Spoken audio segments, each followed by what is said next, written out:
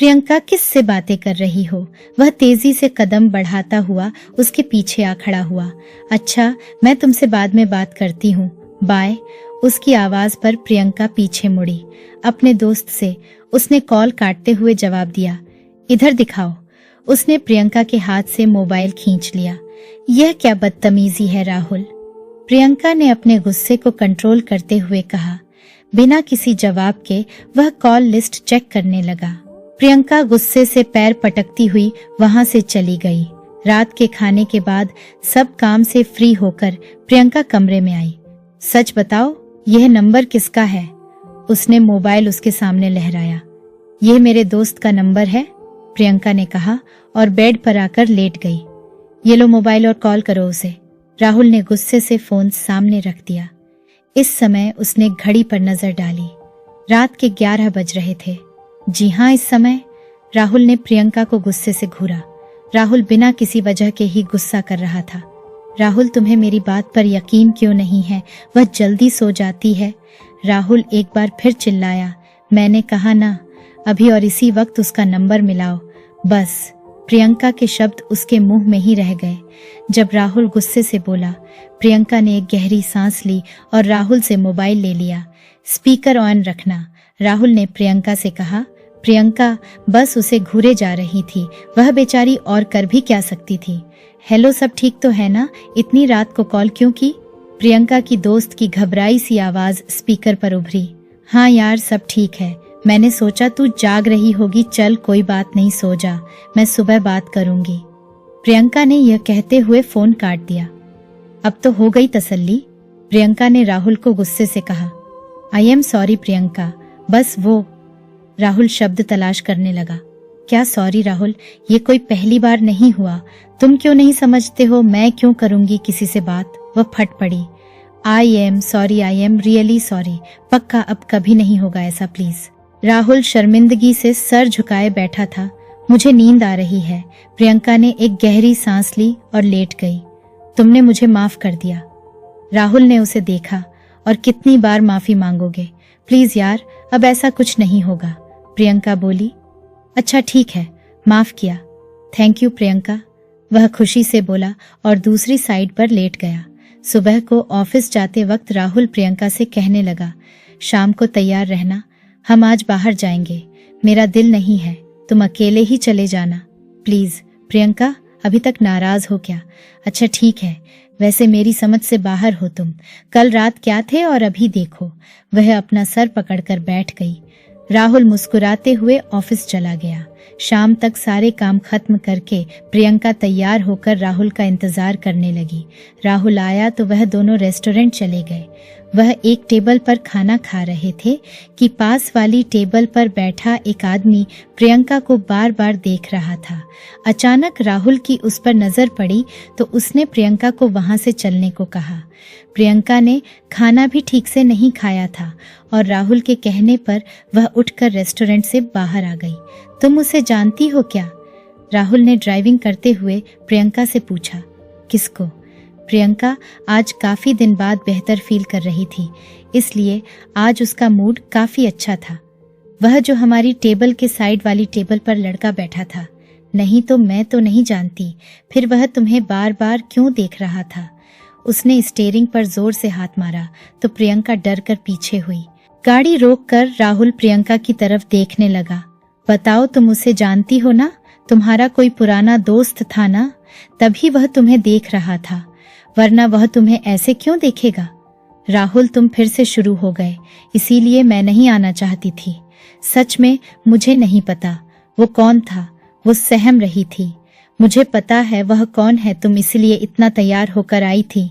मेरे लिए होना होता तो घर पर होती, वहां क्यों नहीं तैयार होकर रहती? राहुल जोर से चीखा।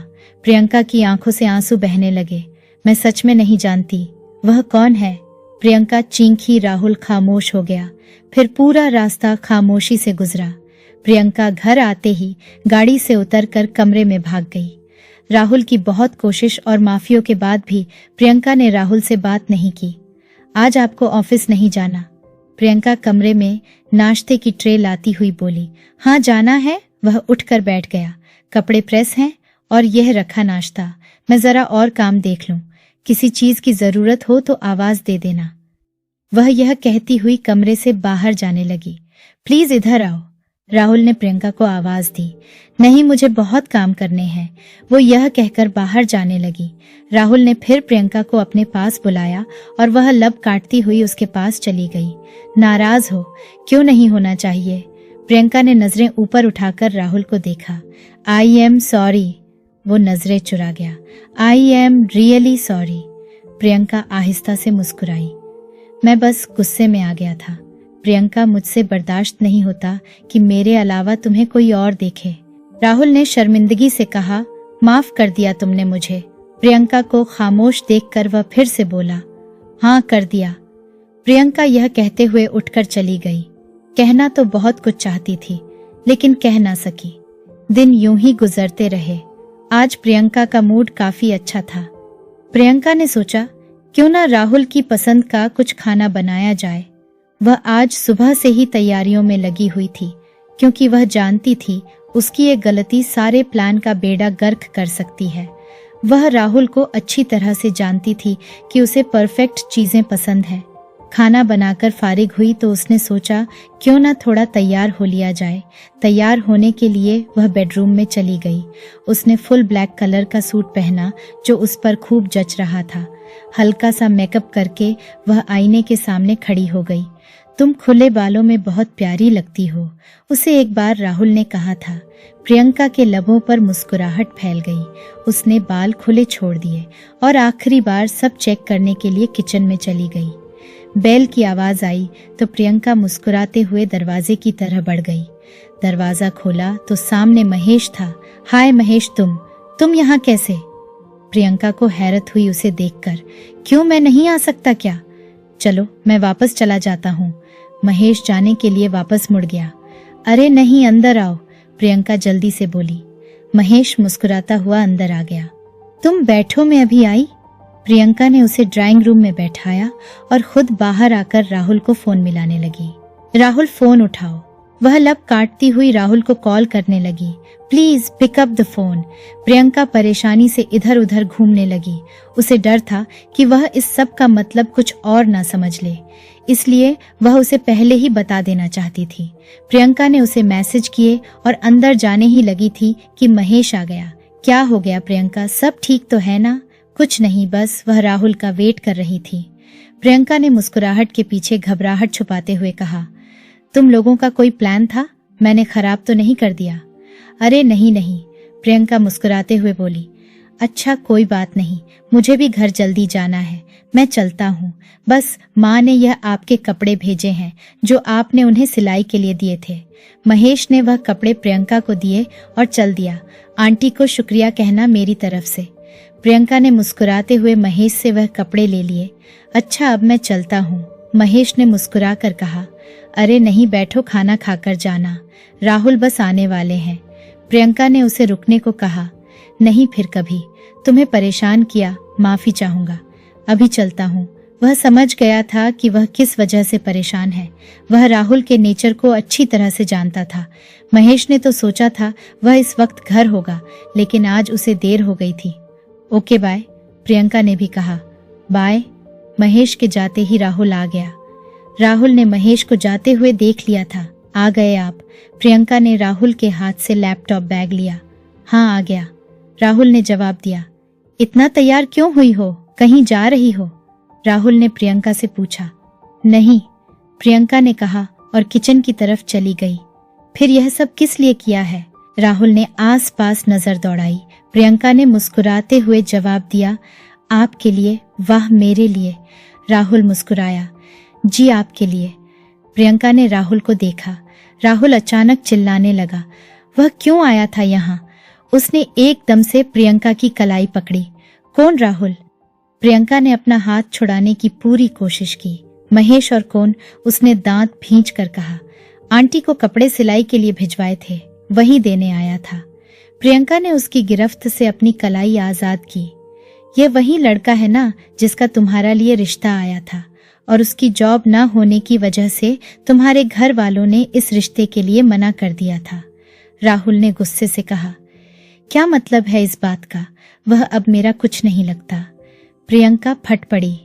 यह सब कुछ महेश के लिए था ना? मेरे लिए तो कभी ऐसा नहीं किया तुमने। सोचा मैं तो देर से आऊंगा, जब तक वह चला जाएगा। यही प्लान था ना तुम्हारा? वह अभी भी पसंद करता है ना तुम्हें, और तुम भी। राहुल गुस्से से चिल्लाया। क्या बकवास कर रहे हो तुम? प्रियंका ने उसकी बात काटी। यही कि तुम्हारा और उसका कोई चक्कर है, और इसीलिए तुम उसे किसी न किसी बहाने से यहाँ बुलाती रहती हो। मुझे तो बोलते हुए भी शर्म आ रही है। राहुल गुस्से में बोलता चला गया। प्रियंका को तो कोई होश ही नहीं रहा था कि वह क्या कह गया था। प्रियंका को लगा कि वह अभी गिर जाएगी। प्रियंका की आंखों से आंसू बहने लगे। उसने एक नजर उस शक्की इंसान पर डाली और रोते हुए कमरे में भाग गई। वह बेड पर बैठी सिसकियां लेते हुए रो रही थी और उसे सब की बातें याद आ रही थी। यार, क्या तू वाकई उससे शादी करना चाहती है? प्रियंका की दोस्त ने हैरान होकर पूछा था। प्रियंका ने मुस्कुराते हुए हाँ में जवाब दिया। तू जानती है ना वह कितना शक्की है, कैसे अपनी दोनों बहनों पर शक करता था, उन्हें किसी के घर आने जाने नहीं देता था। तभी तो उसकी माँ ने दोनों बहनों की जल्द ही शादी कर दी थी। यह बात सब खानदान वालों को पता है। और जब उसकी माँ ने राहुल के लिए रिया का रिश्ता मांगा था तो उसके घर वालों ने साफ साफ मना कर दिया था। कोई भी उसे अपनी लड़की देने को तैयार नहीं है, और तू पागल खुद उससे शादी करना चाहती है। प्रियंका की दोस्त उसे समझाते हुए बोल रही थी। यार, मैं क्या करूं? जब से उसने मुझे शादी के लिए प्रपोज किया है ना, मुझे उससे मोहब्बत हो गई है। यार, शादी के बाद सब ठीक हो जाएगा। प्रियंका बोली। सोच लो, जिंदगी का सवाल है। लेट रिप्लाई पर तो वह शक करता है। तुम जिंदगी गुजार लोगी उसके साथ। कोई बाद में भी नहीं बदलता। प्रियंका की दोस्त ने उसे एक बार फिर समझाया। यार, मैं खुद ठीक कर लूंगी उसे। प्रियंका ने उसकी बात काटते हुए जवाब दिया। भगवान करे वह शादी के बाद बदल जाए। अब बस भी करो। प्रियंका ने उसे हल्का सा थप्पड़ मारा और फिर दोनों हंसने लगी। वाकई सबने सच कहा था, यह नहीं बदलेगा। अपने माँ बाप को भी मैंने जबरदस्ती इस रिश्ते के लिए मनवाया था। काश मैं मान लेती सबकी बात। यह मेरे ना मानने की सजा है। पता नहीं क्या हो गया था मुझे उस वक्त। मैं क्यों राहुल की बातों में आ गई थी? प्रियंका ने रोते हुए सर घुटनों पर रख दिया। कुछ देर बाद उसने सर उठाया और कुछ सोचकर अलमारी की तरफ बढ़ गई। कुछ देर बाद राहुल के नंबर पर कॉल आई। उसने खुद को नॉर्मल करते हुए कॉल रिसीव की। कॉल पर बात करके उसने अपना मोबाइल चेक किया तो प्रियंका की कई मिस कॉल और मैसेज आए हुए थे जो वह मोबाइल साइलेंट होने की वजह से नहीं देख पाया था। उसने व्हाट्सएप खोली और मैसेज पढ़ने लगा। राहुल, आज जल्दी घर आ जाइएगा। कब तक आएंगे? मैं कब से इंतजार कर रही हूँ। आपके लिए एक सरप्राइज है। महेश घर पर आया है। आप कब तक आएंगे? प्लीज कॉल तो करो। ऐसे ही बहुत से मैसेज आए हुए थे। मैसेज देखकर राहुल ने अपने थोड़ी देर पहले वाले शब्दों पर ध्यान दिया। ओह मेरे भगवान! राहुल ने अपना सर पकड़ लिया। वह कमरे की तरफ भागा। कमरे में जाते वक्त उसे बाहर एक गुलाब के फूलों का गुलदस्ता मिला जो प्रियंका ने खास राहुल के लिए मंगाया था। राहुल ने गुलदस्ता उठाया। उसमें एक कार्ड था। इसमें आई लव यू राहुल लिखा हुआ था। राहुल उसे लेकर कमरे में आया तो प्रियंका अपना सामान पैक कर रही थी। प्रियंका, उसने उसका बाजू पकड़ा। हाथ मत लगाओ मुझे, दूर रहो मुझसे। प्रियंका ने गुस्से से उसका हाथ झटका। Sorry, please, I am sorry, मुझे गलतफहमी हुई थी। प्लीज आखिरी बार माफ कर दो। राहुल सर झुकाकर खड़ा हो गया। महेश, मेरा कुछ नहीं लगता और यह सब सिर्फ मैंने तुम्हारे लिए किया था, उसके लिए नहीं। वह अचानक से आ गया था। मैंने तुम्हें इतनी कॉल्स की कि तुम्हें बता दूं। तुम्हें मैंने मैसेज भी किए लेकिन तुमने जवाब नहीं दिया। मैंने ये सब तुम्हारे लिए किया था, लेकिन तुम्हें पता नहीं क्यों लगता है कि मैं किसी और के बारे में सोच सकती हूँ। मैंने सब के मना करने के बावजूद भी तुमसे शादी की कि शायद तुम बाद में बदल जाओगे, लेकिन मैं गलत थी। तुम कभी नहीं बदलोगे। तुमने मेरा हर जगह आना जाना बंद कर दिया। मैंने कुछ नहीं कहा। तुमने मेरी दोस्तों से बात करना तक बंद कर दिया। मैंने फिर भी कुछ नहीं कहा। सब सह लिया, लेकिन अब हद हो गई है। मैंने मोहब्बत की थी तुमसे, पर आज लगता है मोहब्बत नहीं गलती की थी। मुझे अफसोस हो रहा है आज कि तुम इस हद तक गिर सकते हो। तुमने मेरे चरित्र पर कीचड़ उछाला है। क्या तुम यह सोचते हो मेरे बारे में कि मैं ऐसी हूँ? मैंने सब बर्दाश्त किया मगर यह नहीं करूँगी, बिल्कुल भी नहीं। प्रियंका फट पड़ी थी। प्लीज आखिरी बार माफ कर दो, मैं आइंदा कभी तुम पर शक नहीं करूँगा। राहुल ने उससे रिक्वेस्ट की। राहुल, अब नहीं, बहुत बर्दाश्त कर लिया मैंने। अब बात मेरे चरित्र की है, यह मैं नहीं बर्दाश्त करूंगी। प्रियंका ने सूटकेस बंद किया और आंसू साफ करते हुए कमरे से निकल गई। प्लीज रुक जाओ। और राहुल के लाख रोकने पर भी वह ना रुकी और अपने माँ बाप के घर चली गई। राहुल ने गुस्से में कमरे की हर चीज इधर उधर फेंक दी थी। उसे खुद पर बहुत गुस्सा आ रहा था, लेकिन अब गुस्सा करने का कोई फायदा नहीं था। वह जा चुकी थी और उसके हाथ अब बस पछतावा रह गया था। राहुल ने प्रियंका से बहुत बार बात करने की कोशिश की, लेकिन उससे कोई बात ना हो सकी। प्रियंका के माँ बाप तो पहले भी इस रिश्ते के लिए तैयार नहीं थे, पर बेटी की खुशी के लिए हाँ कर दी थी। प्रियंका को उसकी जिद की सजा मिल चुकी थी और घर जाकर उसने अपने मम्मी पापा से माफी मांगी। कुछ दिन बाद राहुल को एक लिफाफा मिला। उसे खोला तो उसमें तलाक के कागजात थे जो प्रियंका ने अदालत के जरिए ले ली थी और उस पर प्रियंका के साइन भी मौजूद थे। राहुल के हाथ से पेपर्स नीचे गिर गए। उसने आज अपने शक की वजह से एक अनमोल चीज खो दी थी और अब बस पछतावे के सिवा उसके पास कुछ नहीं बचा था। 1 साल बाद प्रियंका के माँ बाप ने उसकी शादी किसी और लड़के से कर दी थी। वह बहुत ही अच्छा लड़का था। प्रियंका अब उसके साथ खुशी खुशी जिंदगी गुजार रही थी। उधर राहुल अकेला रह गया था। राहुल की माँ भी उसे छोड़कर इस दुनिया से चल बसी थी।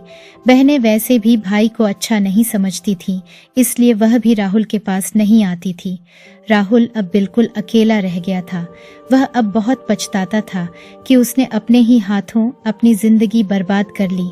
कहानी के आखिर में मैं बस इतना ही कहना चाहूंगी कि अपनी पत्नी पर विश्वास करना सीखे और शक का बीज अपने अंदर ना बोए, क्योंकि शक करने का अंजाम सिर्फ तबाही और बर्बादी के सिवा कुछ नहीं है। तो दोस्तों, यह थी हमारी आज की कहानी। आपका क्या कहना है इस कहानी के बारे में? कमेंट करके हमें जरूर बताएं। वीडियो को लाइक करके चैनल को सब्सक्राइब कर लीजिए। मुझे दीजिए अगली वीडियो तक इजाजत। तब तक के लिए धन्यवाद।